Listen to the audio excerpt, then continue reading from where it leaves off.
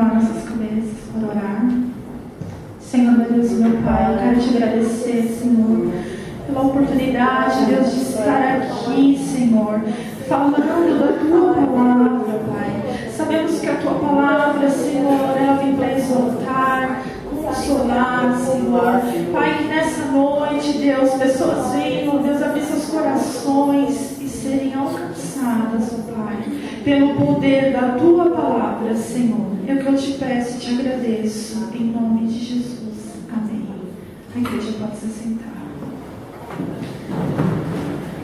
Primeiro eu queria agradecer pela confiança, e pela oportunidade. Porque se eu estou aqui hoje, é porque a igreja orou por mim. A igreja intercedeu por mim. Amém? Eu gostaria de abrir a Bíblia na Epístola aos Gálatas.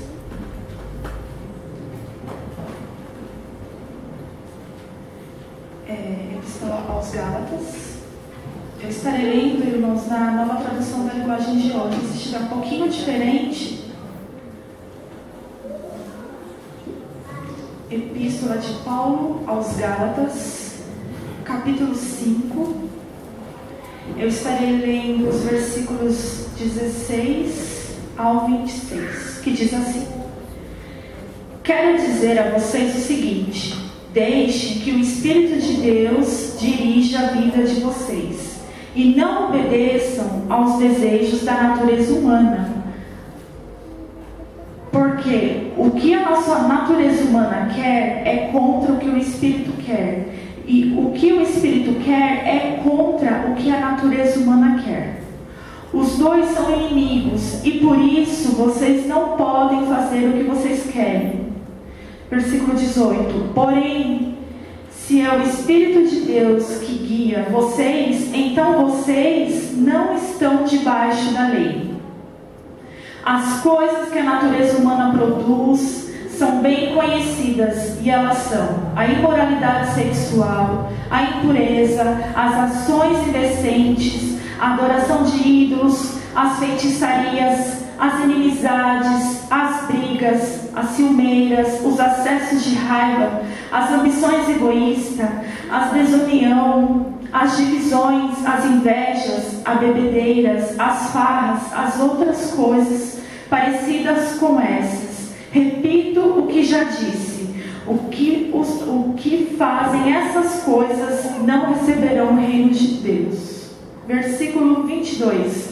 Mas o Espírito de Deus produz o amor, a alegria, a paz, a paciência, a delicadeza, a bondade, a fidelidade, a humildade, o domínio próprio. E contra essas coisas não existe lei. Versículo 24.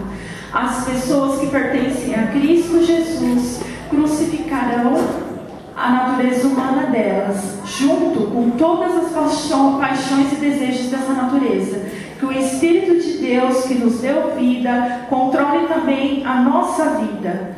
Nós não devemos ser orgulhosos, nem provocar ninguém, nem ter inveja um dos outros. Amém? Irmãos, para que os irmãos entendam o objetivo dessa carta, dessa epístola, será necessário mostrar alguns pontos, nessa introdução da mensagem. A epístola são o mesmo que cartas, Então elas seguem o estilo de uma correspondência. Elas possuem características próprias, E se destina a um povo constituído dentre as nações, o povo de Deus, a igreja de Cristo. A epístola de Paulo aos Gálatas, ela foi endereçada a um conjunto de igrejas fundadas por Paulo. A epístola de Gálatas, ela tem um gênero doutrinário, Então ela está ali instruindo. Ela instruiu o quê? As primeiras comunidades cristãs acerca das doutrinas fundamentais do cristianismo. E dentro dessa epístola destaca algumas coisas, né? Que é a questão da ética, da moral, dos ensinos dados pelo próprio Jesus. Essa carta, ela provavelmente foi escrita em 48, 49 depois de Cristo. E qual foi o propósito dessa epístola? Combater aquilo que os falsos mestres estavam ensinando. Paulo, durante o seu trabalho missionário pela região da Galácia, ele evangelizou tanto gentios como judeus. E em todas as cidades que Paulo pregava, tinha sempre oposição dos judeus. Assim que Paulo deixou a região, um grupo de cristãos de origem judaica, eles chegaram na Galácia, né, ensinando os novos crentes, o que eles eram, a maioria gentios. O que eles estavam ensinando?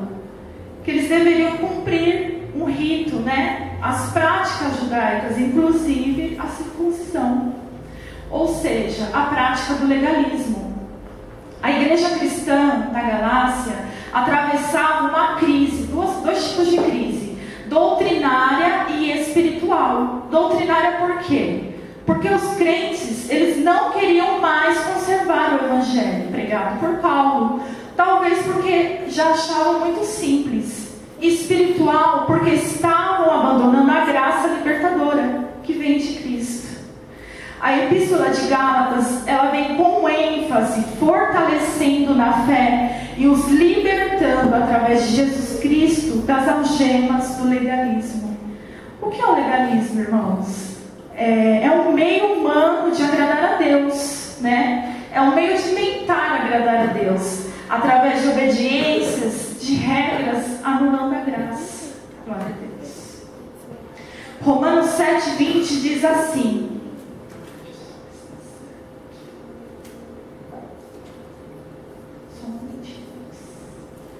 no capítulo 5 da Epístola de Gálatas, versículos 16 ao 26, ao qual já lemos, Paulo apresenta o contraste entre a vida da pessoa guiada pela natureza pecaminosa e a vida do crente guiada pelo Espírito Santo.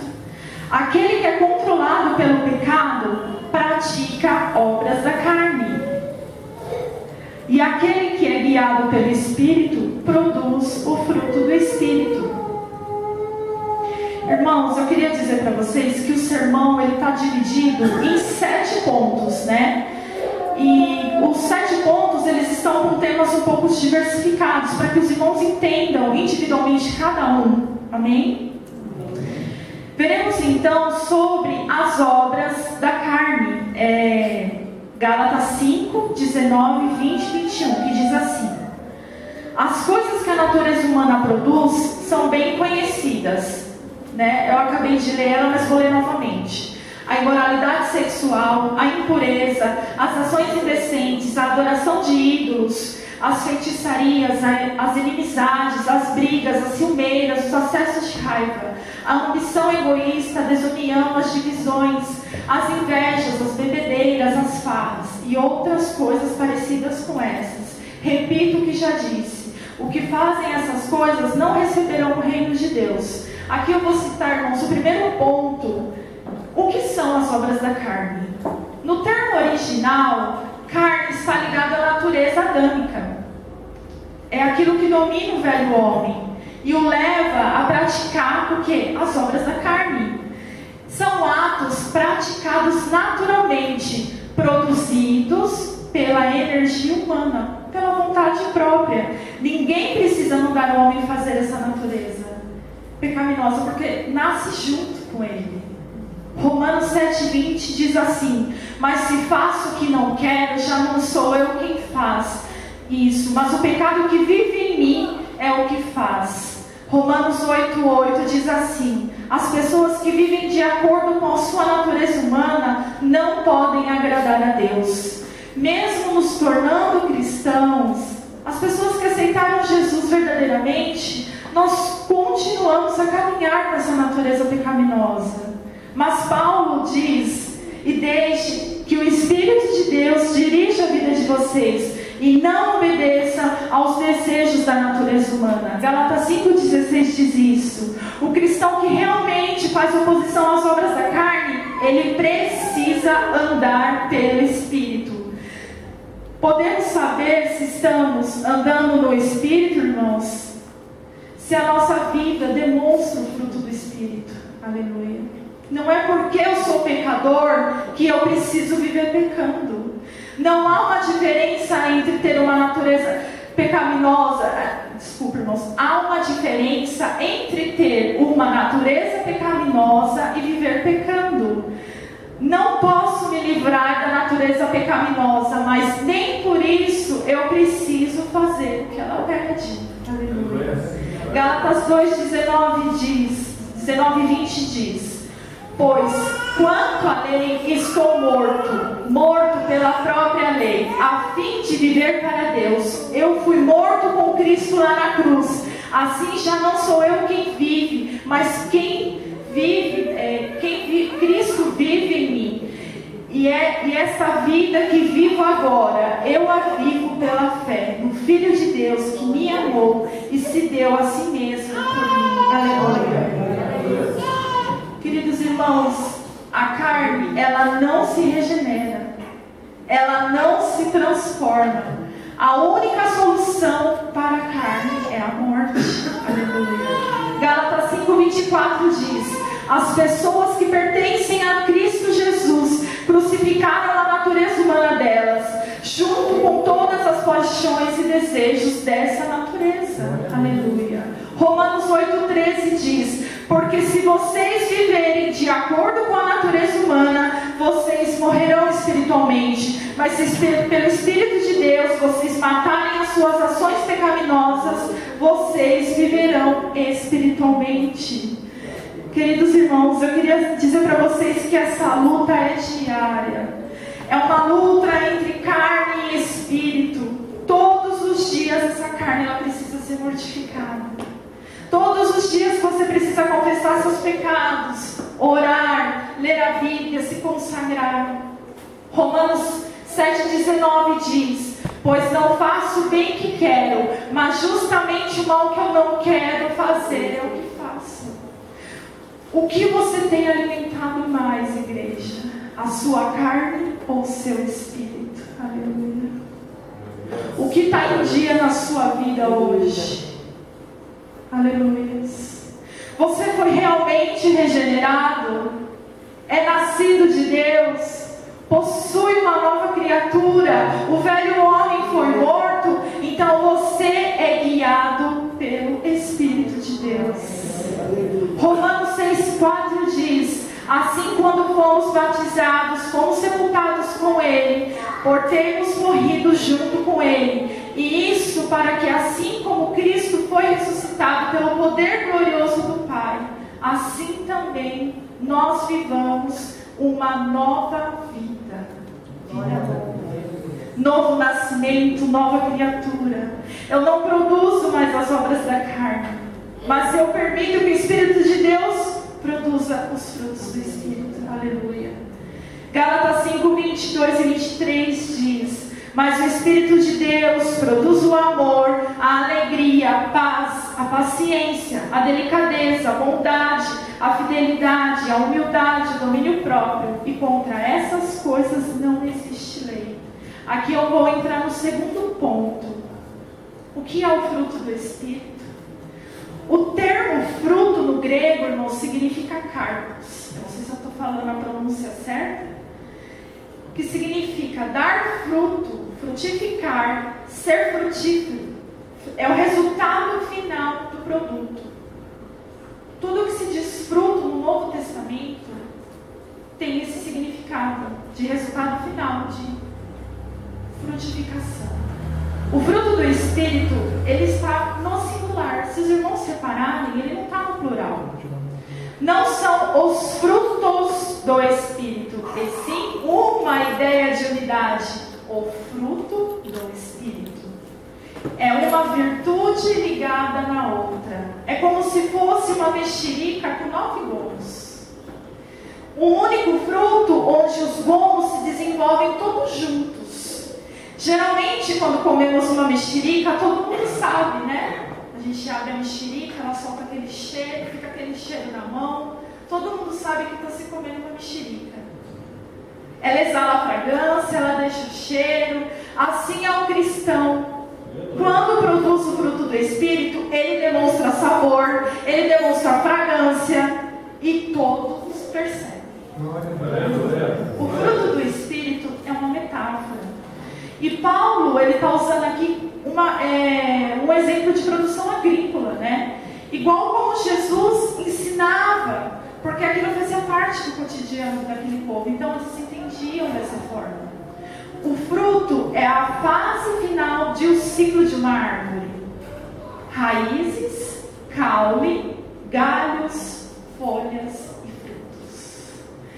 Nós só conhecemos uma árvore se olharmos o fruto que ela produz, não é verdade? Se entramos em um pomar e olharmos para onde nasceu a maçã, sabemos que ali é uma macieira. Aonde tem a laranja, é a laranjeira. Eu não conheço nenhuma árvore somente pelas folhas. Eu não consigo identificar que fruto ela produz se ela não tiver o seu fruto de origem. O fruto demonstra as evidências de uma árvore. Lucas 6,43 diz: a árvore boa não dá frutas ruins, assim como a árvore que não presta não dá frutas boas. Versículo 44: pois cada árvore é conhecida pelas frutas que ela produz. Não é possível colher figos de espinheiros, nem colher uvas de pés de urtiga. O fruto do Espírito é o resultado da ação do Espírito Santo em nosso caráter. Aleluia. São qualidades morais divinamente implantadas. Engloba 9 atributos visíveis de uma vida cristã verdadeira. Glória a Deus. É o caráter de Jesus Cristo sendo formado em nós. Aleluia.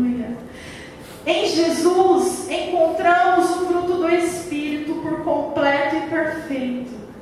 É a transformação moral do crente. 2 Coríntios 4, 17 e 18 diz assim: quem está unido com Cristo é uma nova pessoa. E acabou-se o que era velho, e já chegou o que é novo. Tudo isso é feito por Deus, o qual por meio de Cristo nos transforma de inimigos em amigos dele. E Deus nos deu a tarefa de fazer com que os outros também sejam amigos deles. Glória a Deus.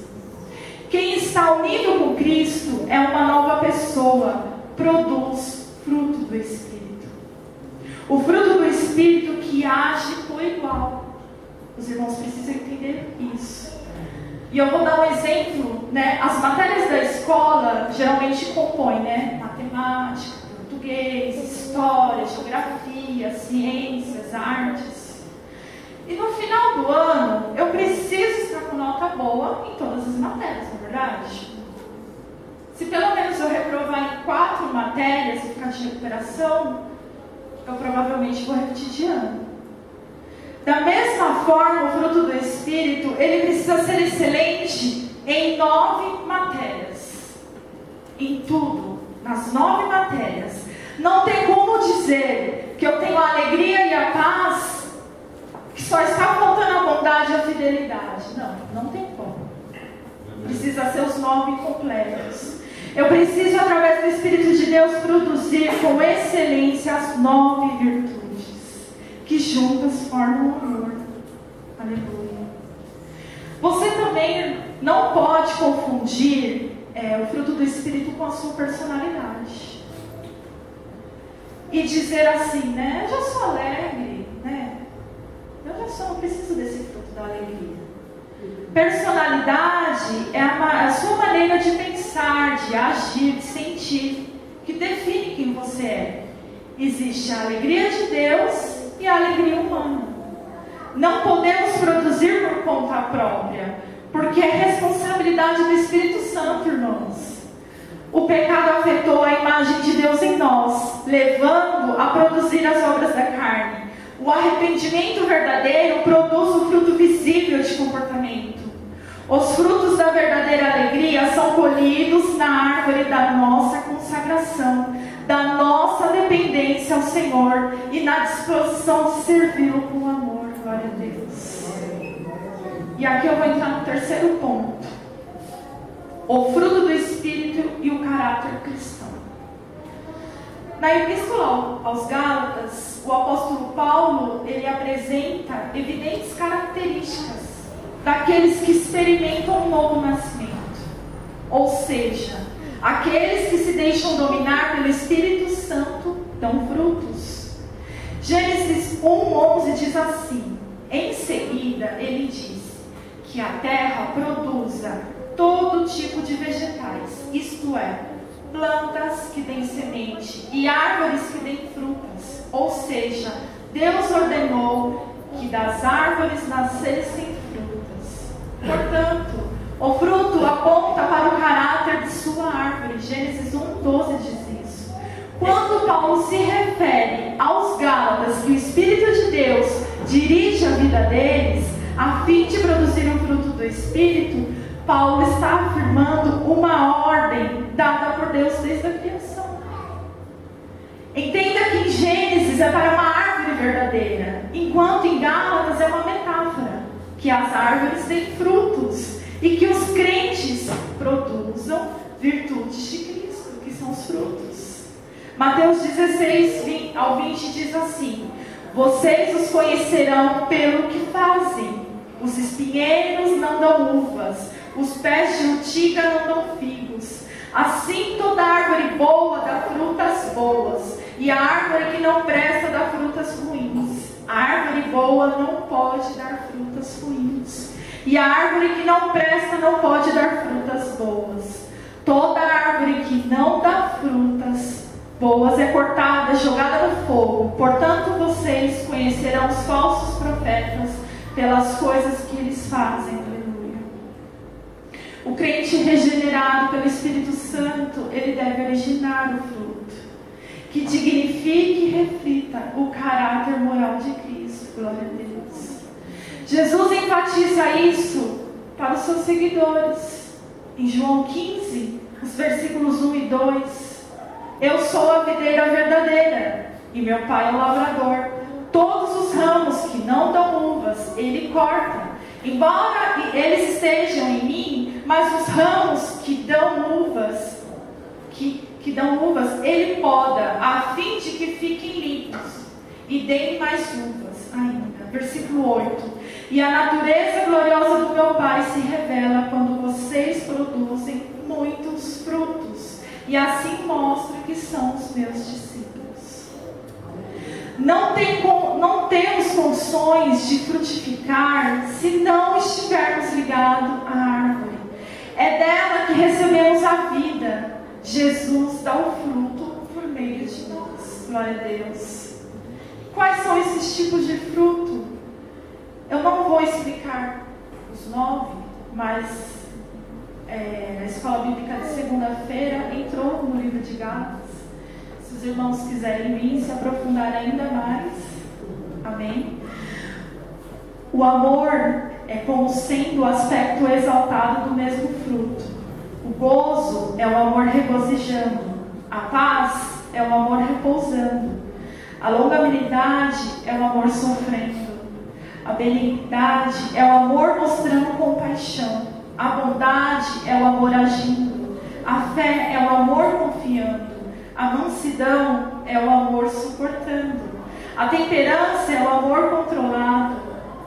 Essas virtudes dão uma qualidade de vida que não podem vir de nosso ambiente, da nossa cultura, nem pode ser produzida por nós mesmos. Ela vem do Espírito Santo.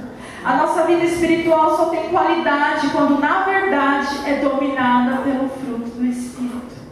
É através da manifestação do fruto do Espírito Santo que a maturidade espiritual se torna perceptível. E eu entro no quarto ponto: a frutificação com propósito. Porque a frutificação tem um propósito. Glória a Deus. Número 1, identifica o caráter de Cristo. Todo fruto revela a sua árvore. de origem, não é verdade? Como membro do corpo de Cristo, devemos refletir o caráter dele, para que o mundo veja Cristo em nós. Número 2. Todo discípulo bem instruído será como seu mestre. Lucas 6,40 diz assim: nenhum aluno é mais importante do que o seu professor. Porém, quando tiver terminado os estudos, o aluno ficará igual ao seu professor. Uma das provas de evidenciar o discípulo está no fruto. Isso significa que não basta somente aceitar Jesus. É necessário produzir fruto, igreja. Glória a Deus. E se assim fizermos, estamos mostrando verdadeiramente que somos seus discípulos. Terceiro, a manifestação do fruto reflete na vida das pessoas que o cercam, sejam eles crente ou não. Dentro da igreja, fora da igreja, as pessoas conseguem evidenciar o fruto nas nossas vidas. Quando permitimos que a imagem de Cristo revele e reflita em nós, isso glorifica Ele. Assim também, Mateus 5,16, assim também a luz de vocês deve brilhar para que os outros vejam as coisas boas que vocês fazem e louvem ao Pai de vocês que está no céu. O cristão sempre andará em novidade de vida. Romanos 6,4 diz: assim, quando fomos batizados, fomos sepultados com Ele, por termos morrido junto com Ele. E isso para que, assim como Cristo foi ressuscitado pelo poder glorioso do Pai, assim também nós vivamos uma nova vida. Dirigido pelo Espírito Santo, o cristão se torna obediente, submisso. O processo do fruto do Espírito está ligado a uma vida de oração, leitura bíblica, jejum e frequência nos cultos. Glória a Deus. A sua vida se torna frutífera, visivelmente dando fruto, sempre na estação certa. Salmos 1, versículo 3 diz assim: essas pessoas são como riacho, elas dão frutas no tempo certo e as suas folhas não murcham. Assim também tudo o que essas pessoas fazem dão certo. E eu vou entrar no quinto ponto: o fruto do Espírito e os dons espirituais. Sabemos que os dons espirituais manifestam a graça e o poder do Espírito Santo sobre o povo de Deus. Os dons espirituais trazem eficácia para a pregação do Evangelho aos perdidos, fortalece e edifica espiritualmente a igreja, também a guerrear contra Satanás e as potestades do mal. A igreja de Corinto estava cheia de dons e se achavam superiores porque estavam cheios de dons. Mas Paulo enfatiza o quê? Que o amor é superior a tudo, pelas suas qualidades e porque é durável. Só que os dons cessam, igreja. Eles são somente para essa vida. Eles são para a igreja militante. O amor também é para a igreja militante, mas também é para a igreja triunfante. O amor é eterno. O que eu quero dizer, irmãos, de modo geral, é que a igreja hoje, ela busca dons espirituais e não frutos. Talvez porque traz mais evidências, enche o ego do homem. O fato é que não são os dons espirituais que fazem você ser identificado como cristão, são frutos. Não adianta pregar bem e não exercer nada do que você prega. Pelos frutos o conhecerei, não pelos dons. Mateus 7, 22 e 23 diz assim: quando aquele dia chegar, muitas pessoas vão me dizer: Senhor, Senhor, pelo poder do seu nome anunciamos a mensagem de Deus, e pelo seu nome expulsamos demônios e fizemos muitos milagres. Então eu direi claramente a essas pessoas: eu nunca conheci vocês, afastem-se de mim, vocês que só fazem o mal. O próprio Jesus repreende. Eu vou listar aqui 8 diferenças entre dons espirituais e o fruto do Espírito. Número 1, os dons são dados, o fruto é gerado. Número 2, Os dons são de fora para dentro, o fruto vem de dentro, vem do interior, desculpa. Número 3, os dons já vêm completos, o fruto requer tempo para crescer. Número 4, os dons são uma espécie de crédito aprovado de poder para o crente. O fruto expressa o caráter de Cristo. Os dons são diferentes uns dos outros, o fruto não pode ser dividido, ele é um. Os dons comunicam espiritualidade, o fruto, o caráter, a conduta, onde não há falhas. Os dons identificam o que fazemos, o fruto mostra quem somos. E o mais interessante é que os dons podem ser imitados, o fruto não pode ser imitado. Glória a Deus. Pelos frutos o conhecerei, igreja. 6º ponto, o fruto do Espírito e as boas obras. As boas obras do cristão devem ser visíveis. Uma manifestação que se percebe em relação ao fruto do Espírito.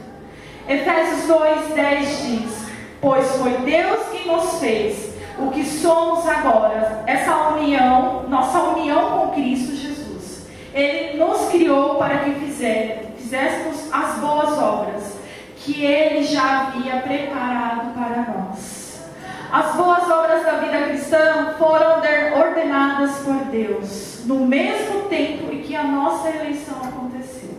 Ou seja, está tudo ligado. O fruto do Espírito, a manifestação dos dons espirituais e as boas obras. Tudo isso glorifica a Deus, traz benefícios para a sua vida, para a minha vida, para a sua família, para a igreja, para o seu próximo, para toda a sociedade. Queridos irmãos, eu começo a aplicar essa mensagem dizendo que Deus tem um plano para cada um de nós, com um propósito bem definido. Nesse plano perfeito, inclui salvação em Cristo, a capacitação para lhe servir. O plano de Deus é que sejamos muito produtivos na sua obra, dando muito frutos, exercendo os dons espirituais para a edificação da igreja. Se estamos fazendo tudo isso, é porque a nossa carne precisa ser mortificada todos os dias. E aí eu te pergunto de novo, o que você tem alimentado mais? O que está em dia na sua vida? A oração, a leitura da Bíblia, ou seu WhatsApp, as suas redes sociais? A realidade de hoje, igreja, é que o milagre do novo nascimento está sendo entendido como um processo mecânico e totalmente sem vida. Parece que o exercício da fé já não abala a estrutura moral do homem, nem modifica a sua velha natureza. É como se ele pudesse aceitar a Cristo, sem que seu coração surgisse um genuíno amor pelo Salvador. O homem não tem fome e sede de Deus por estar salvo mais. Isso é muito triste. A pessoa diz que foi alcançada pela graça, mas ela é a mesma desde quando se converteu. Ela não mudou. Ela produz muito mais obras da carne do que o próprio ímpio, porque o ímpio está no direito dele, desde que não nos falte com respeito.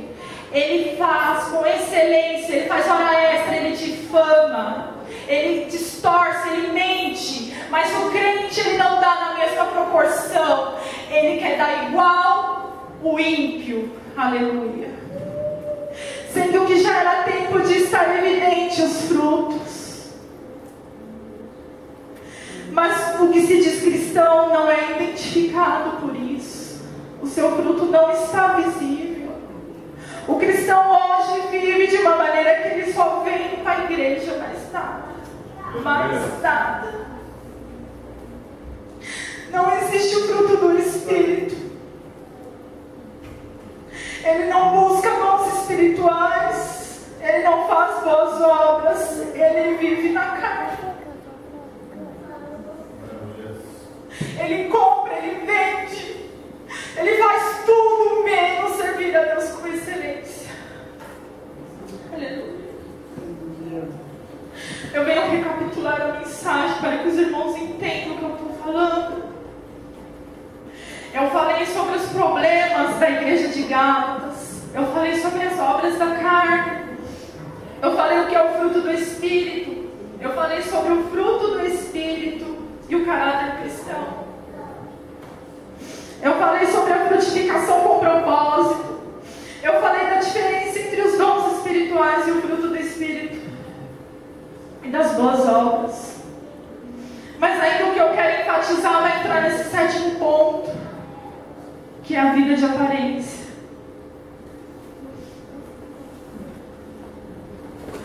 No episódio da figueira estéril, que depois ficou totalmente seca, em Marcos 11, do 12 ao 14, e depois vamos ler do 20 ao 23, diz assim: no dia seguinte, quando eles estavam voltando de Betânia, Jesus teve fome. Viu de longe uma figueira cheia de folhas e foi até lá para ver se havia figos. Quando chegou perto, encontrou folhas, porque não era tempo de figos. Então disse a figueira que nunca mais ninguém coma dos seus frutos. E os seus discípulos ouviram isso. Versículo 20. No dia seguinte, de manhã cedo, Jesus e seus discípulos passaram perto da figueira e viram que ela estava seca desde a raiz. Então Pedro lembrou do que havia acontecido e disse a Jesus: olhe, mestre, a figueira que o Senhor amaldiçoou, ela ficou seca. E eu começo a explicar essa parte da mensagem dizendo que Jesus vinha com seus discípulos a caminho. E eles viram uma figueira coberta de folhagens de forma precoce, pois não era primavera. E Jesus se aproximou para ver se tinha algum tipo de fruto, se havia um figo, porque ele estava com fome. Naturalmente, a figueira apresenta seus frutos bem antes de se cobrir de folhas. Os primeiros figos só amadurecem após o mês de junho, e os figos de verão não amadurecem antes de agosto. Por isso Marcos afirma que não era tempo de colher figos. Mas a folhagem exuberante que aquela figueira estéril apresentava podia ser um sinal de que a árvore estava em uma terra muito fértil e de alguma forma pudesse ter frutos maduros ali. Mas era só aparência. A figueira estéril não possuía fruto. Suas folhagens atraíam os desavisados. Era uma espécie de farisaísmo vegetal. Tinha aparência de ter, mas não tinha. Parecia ser, mas não era. Enganava e iludia, passava-se por algo que não possuía. Ocupava espaço, sugava todas as propriedades da terra. O seu exterior estava cheio de folhas verdinhas, enquanto que as outras árvores, devido à estação do ano, estavam sem folhas. Jesus nada relata sobre as outras figueiras, que possivelmente estavam ali também, sem folhas e sem frutos, pois elas estavam demonstrando a sua imagem verdadeira. Não era tempo ainda de dar frutos. Essa passagem, ela faz uma simbologia semelhante à de uma parábola. E se refere aos judeus, com toda a sua superficialidade religiosa, não possuía os frutos do arrependimento. De nada adianta a ausência de frutos. Eles queriam ser vistos pelos homens. Por não reconhecerem seus pecados, o fruto do arrependimento estava sendo rejeitado. Ninguém pode enganar a Deus. Não se pode viver de aparência. Temos que ser essência. O problema da figueira estéril não foi somente não ter frutos. Afinal, não era tempo. O problema foi querer ser mais que as outras figueiras. A exuberância nas muitas folhas, assim é a vida de muitos. Essa roupagem de crente, essa aparência de cristão, já era para você estar dando fruto. Mateus 7, 15 ao 20. Pelos frutos eu conhecerei. E eu pergunto,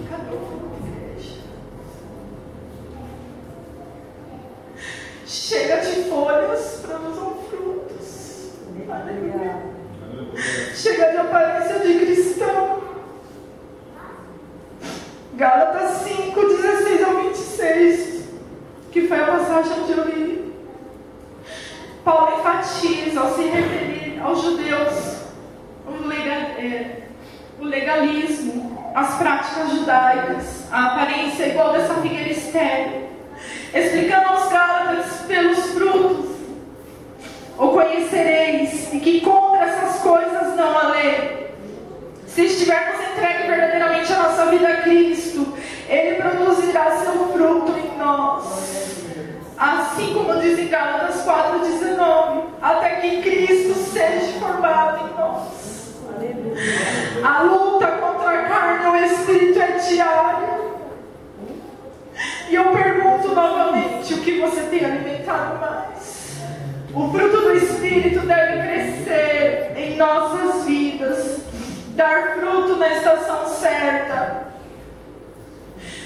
Assim é o cristão, pelos frutos o conhecerei.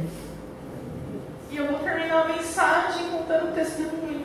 As minhas mensagens geralmente vêm com experiências. A passagem sobre o fruto do Espírito, ela caminha comigo há 21 anos, mais ou menos.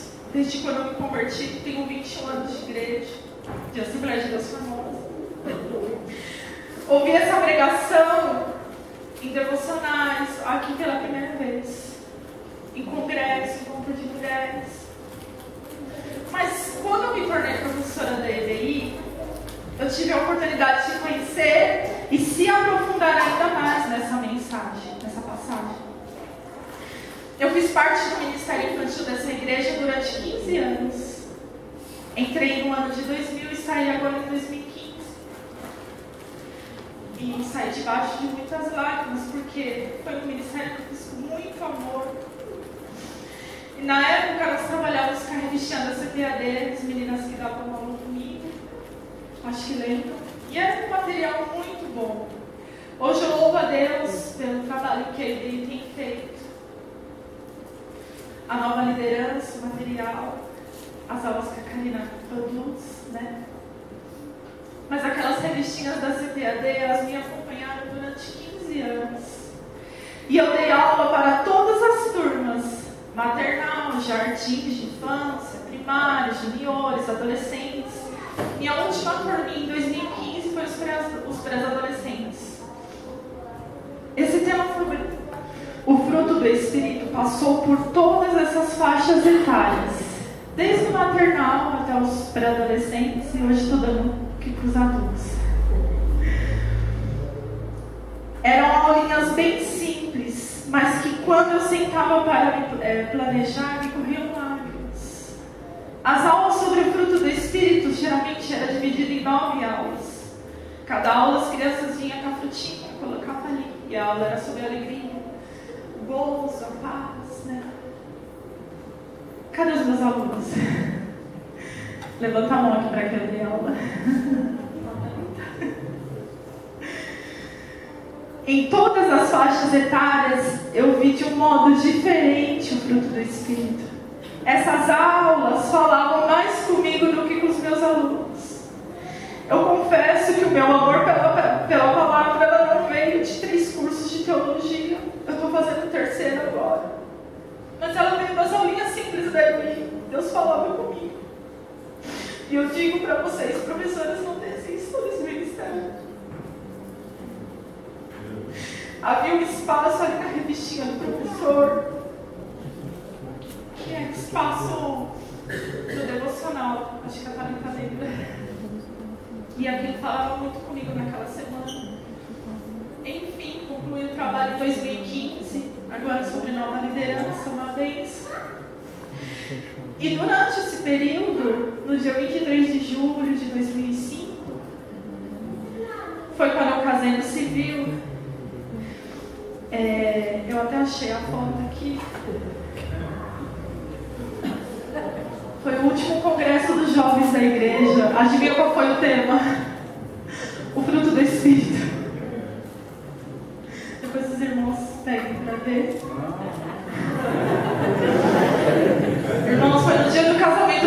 civil. Uma semana depois a gente casou na chácara. E justamente nesse dia, há 13 anos que eu tenho de casada, essa palavra veio falada comigo. Isso ficou marcado durante o meu casamento. Essa passagem caminha comigo como uma experiência pessoal. E como todos me conhecem, né? Sabem que eu sou bem brincalhona, os amigos íntimos sabem disso. Sabem que o fruto do Espírito virou um jargão na minha vida. E eu sempre posto brincando, né? Alguma atitude incorreta e eu mostro assim, cadê o fruto? E quer ver eu ficar bravo, irmãos? É quando meu esposo fala, cadê o fruto? Fico muito bravo. Essa pergunta, ela me faz rir, mas ela me faz chorar. Em minhas orações, eu pergunto, cadê o fruto? Fruto esse que por várias vezes eu mesma me esforcei por conta própria para produzir.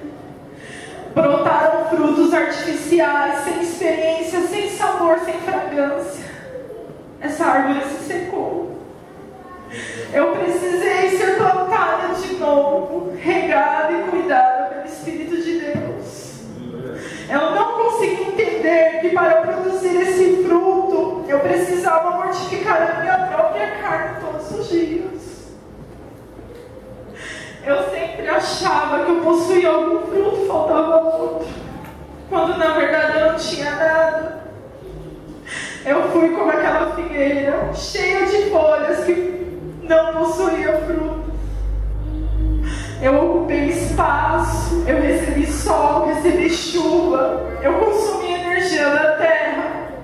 Eu dei trabalho para o agricultor lá de cima e para os agricultores aqui de baixo. As pessoas tinham fome, eu não tinha o que dar. Até que um dia Deus me fez entender que o fruto do Espírito faz parte de um ciclo tão natural e automático que, quando bem cultivado, com oração, leitura da palavra, jejum, frequência nos cultos, esse fruto nasce. Ele glorifica, ele edifica o meu próximo. E para que esse ciclo dê continuidade, eu preciso entender que essa luta é diária. É uma luta entre carne e espírito. E aquilo que eu alimentar mais vai vencer. O Espírito Santo precisa controlar a minha vida e a sua, igreja.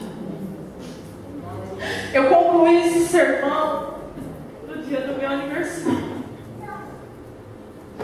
Que a gente ia viajar, eu estava correndo com a mensagem. E eu fiz 35 anos. E eu nunca imaginei que eu estaria aqui pregando. Eu ouvi essa mensagem por volta dos 15 anos. Talvez eu só ouvi. E durante 20 anos eu continuei ouvindo. E acho que só agora eu estou praticando. Esse sermão foi feito debaixo de muitas lágrimas, irmãos. Oração e noites em claro. Eu não tenho a intenção de trazer unção alguma para vocês. Apenas a minha experiência com a palavra. Pode ser que amanhã, segunda-feira, tudo volte ao normal na sua vida. E tudo que você ouviu aqui hoje vai entrar no ouvido e sair pelo outro. O Senhor tem pressa, igreja. Chega de ser esse crente vazio e sem frutos. Dia 25 de novembro de 2018 vai ficar marcado na minha vida. E eu creio que será gravado na sua vida também. Pode ser que amanhã você olhe para mim e pergunte, cadê o fruto, Roberto? Mas até que Jesus venha, até que Cristo seja gerado em mim, eu estarei pedindo perdão todos os dias da minha vida e reconhecerei meus erros para que os frutos sejam gerados em mim. Produzamos frutos, igreja, e eu agradeço a oportunidade.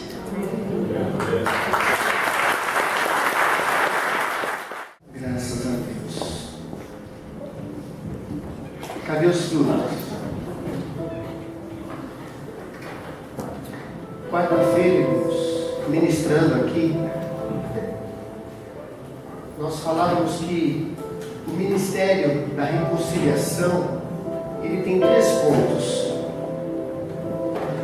O primeiro ponto é que, na verdade, somos pecadores. Mas o primeiro ponto da reconciliação é que Deus, Ele não creditou na sua conta os seus pecados. Esse é o primeiro ponto da reconciliação. Ele não creditou na tua conta os teus pecados. Segundo ponto da reconciliação: os teus pecados que Ele não creditou na tua conta, Deus creditou na conta do seu Filho Jesus Cristo. Cristo se fez pecado por nós, e a nossa dívida não creditada em nossa conta foi totalmente, toda ela acreditada na conta de Cristo. Agora, o ponto que eu quero trazer aqui para a nossa reflexão diante dessa ministração que ouvimos nessa noite é o terceiro ponto da reconciliação. É que Deus pega a justiça de Cristo e acredita na nossa conta. Esse é o terceiro ponto da reconciliação. A justiça de Cristo em nossa conta. Aí eu pergunto o que a Roberta perguntou por várias vezes: se Deus o Pai acreditou na nossa conta a justiça de Cristo, Deus trouxe. Primeiro, Ele não acreditou na tua conta os teus pecados. Segundo, acreditou na conta de Cristo os nossos pecados. Terceiro, acreditou a justiça de Cristo em nós.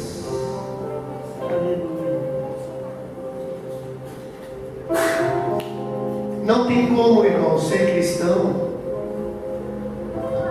sem ser perceptível o fruto. Uma mudança de caráter, de atitude, de comportamento, não tem como. Aquele que foi alcançado pela graça, eu repito, não peca. Não peca. Premeditadamente, costumeiramente, viciadamente, não peca. Nós pedimos perdão porque estamos no mundo, cercados por pecadores, nos contaminamos. Talvez um mau pensamento que passou em nossa mente, talvez um desejo ruim que pairou em nosso coração, mas se imediatamente nós choramos, nos arrependemos, um fracasso que de repente aconteceu, você nem premeditou, caiu, levou um tombo, de repente levou um tombo grande, mas você imediatamente chora aos pés de Jesus, Ele te perdoa. Agora, você está há anos pecando, produzindo as obras da carne, e diz que foi alcançado pela graça?